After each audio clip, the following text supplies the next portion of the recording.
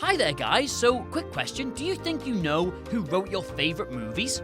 Oh you do? Well, some bad news then, as if you've gotten that information from the end credits, you could be quite wrong.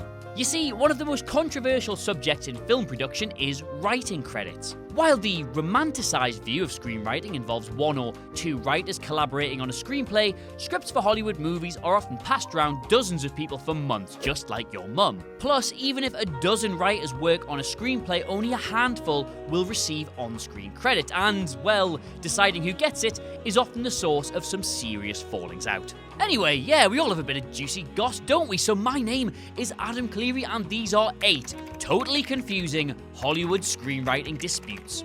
But before we begin, why not subscribe to stay notified? Ding, ding, done. Number 8. 2 teams of writers get credit for Jurassic World. The movie that would one day become Jurassic World had been in gestation for something like 10 years. In 2012, Rise of the Planet of the Apes screenwriters Rick the Cake Jaffa and Amanda Silver were hired to write a screenplay for what was then known as Jurassic Park 4. However, when Colin Trevorrow then signed on to direct the film in early 2013, he and writing partner Derek Connolly wrote a brand new script. According to Trevorrow and Connolly, the only elements that remained from Jaffa and Silver's version were the concepts of trained raptors and a previously unknown super dinosaur as the main villain. Those are, admittedly, quite major concepts. A few weeks before the movie's release, the Writers Guild of America ruled that Jaffa and Silver would be given both story by credits, suggesting they devised the concept, as well as the screenplay by credit, which they shared with Trevorrow and Connolly, despite not having written a single word of the final shooting script. You see what I mean about these being a bit confusing? Number 7. Terry Gilliam is told he didn't write Fear and Loathing. Big Tez, as he's known down our local, has fought several wars with Hollywood throughout his career, but one of his most contentious battles was over credit for his adaptation of Hunter S. Thompson's novel Fear and Loathing in Las Vegas. Writers Alex Cox and Todd Davies completed a script in the mid-1990s that Thompson himself found unsatisfactory, and Gilliam, hired to direct the film, was left with only 10 days to write a new script from scratch, which, amazingly, he did. But shortly before the film's release, the Writers Guild of America, yes, them again, insisted that Cox and Davies would be the only writers to receive on-screen credit because it deemed Gilliam's script substantially similar to the original. That's right, they found similarities in 2 scripts that were both closely adapted from the same source material. Slow claps all round. Number 6. George Clooney rewrites the whole Leatherheads script and gets no credit. When George Clooney produced, directed and starred in 2008 sports comedy Leatherheads, he did not dispute that the original screenwriters Duncan Brantley and Rick Riley deserved credit for their work. However, their screenplay was written way back in 1991, and shortly before the film went into production, Clooney completely rewrote all but 2 scenes in the script to turn it into a comedy. Clooney appealed to the WGA, who are not in every single entry, I swear, to receive co-writing credit, but his request was denied.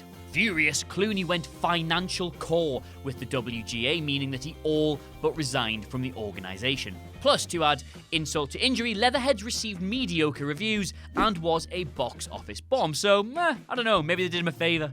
Number 5. Michael Bay says the writing credits for The Rock are a sham. Though director Michael Bay's movies are not often cited as examples of masterful screenwriting, The Rock is still often brought up as a well-written movie, sometimes even by me. Why is it so good? Well, Aaron Sorkin and Quentin Tarantino worked on the screenplay, and, according to Bay himself, Jonathan Hensleigh of Die Hard with a Vengeance fame wrote most of the script. If all this is coming as a bit of a surprise to you, it's because not one of these gentlemen received on-screen credit for their work.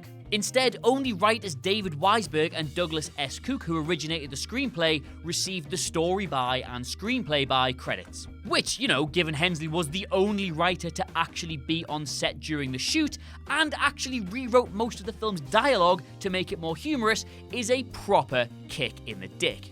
Number 4. A writer gets credit for XMen First Class without even working on the script. There were almost as many writers of X-Men First Class as there are X-Men characters. The credits for the movie lists 4 authors of the screenplay and gives story by credits to another 2. Gossip Girl and Chuck co-creator Josh Schwartz and Street Kings co-writer Jamie Moss also wrote versions of the screenplay, but they were both uncredited. If you pause the credits, the breakdown of the finished product is this. Miller and Stentz wrote the screenplay based on a treatment by Bryan Singer, while Matthew Vaughn and Jane Goldman provided substantial rewrites. So what the hell did this Sheldon Turner guy do? Though credited for the film's story, Turner didn't write a word of the screenplay. Instead, he typed up a Magneto origin script about his youth in a Nazi concentration camp. However, this was never put into production, but because the first several minutes of X-Men First Class involved similar material, the WGA, hi again guys, ruled that Turner deserved story by credit despite no material from his script even being used. Number 3. Eddie Murphy takes credit for Beverly Hills Cop 2, somehow. After the Eddie Murphy action comedy Beverly Hills Cop became the biggest hit of 1984, Paramount wanted to do a sequel. Highlander screenwriter Larry Ferguson came up with the alphabet crimes plot of the film and wrote the screenplay after Murphy liked the idea. Before the film was released though, Ferguson found out the credits would read story by Eddie Murphy and Robert Wax and screenplay by Larry Ferguson and Warren Scarron. Ferguson understandably didn't understand why 3 other people were sharing credit for a concept and a script he had developed himself, including Murphy's manager Wax, who'd never even been credited for writing anything in his life. Famed script Dr. Scarron had admittedly done a few days of rewrite work on the script, but Paramount could provide no drafts to prove Murphy or Wax had offered a single word, which obviously infuriated Ferguson. The presumption that's done the round since is that Murphy and Wax demanded credit simply because they could. Number 2, a credited writer of the bridge on the River Kwai didn't even speak English. Now, I don't want to get all your dad in the Polish Isle of Tesco here, but yeah, if you're going to write a script, maybe speak the language that it's in. But according to the original credits of The Bridge on the River Kwai, the script was written by French novelist Pierre Boulle, who did admittedly write the novel Le Pont de la Rivière Kwai that the film was based on. The film became a huge hit and Boulle was nominated and later won the Academy Award for Best Adapted Screenplay. There was only one problem. Boulle didn't write the screenplay because he couldn't speak or write a word of English at the time. Boulle was given credit because the actual writers of the script, Carl Foreman and Michael Wilson, were on the Hollywood blacklist for refusing to answer questions during US congressional hearings regarding their past involvement in the American Communist Party. Lol. Because of that, neither could receive on-screen credit for their work. But hey, that's fine though, because the Academy eventually lightened up a bit and awarded them the Oscar in 1985. Except no, it's not okay because they were both dead by then.